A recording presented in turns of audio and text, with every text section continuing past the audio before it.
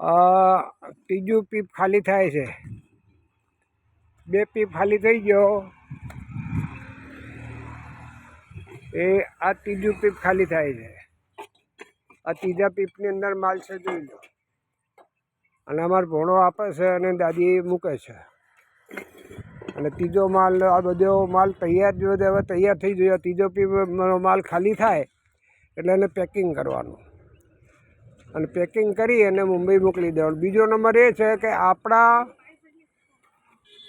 ભાઈઓને એટલું જ જણાવવાનું છે કે જેને આ વિડીયો મળે તો ભલે એનો દુશ્મન રહ્યો પણ એને મોકલવો. એનું કારણ કે આપણા માણસને ગમે તે આગળ વધી શકે, એનો છોકરો રોટલા ખાઈ શકે ને આપણને આશીર્વાદ પૂરેપૂરા મળે.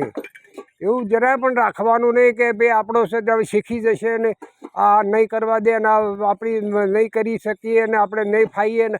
આ બિલકુલ નહીં. કુદરત સહાય દરેકને કરતો હોય છે, પણ આપણને એક જ કે દરેકને આ શીખવાડો એટલે શીખે નહીં તો કંઈક એ કમાય. અને કમાય એટલે આપણા માટે સારું છે, મોટો ગર્વ છે કે આપણે ગમે તો આપણે ભાઈ આગળ વધે છે ને.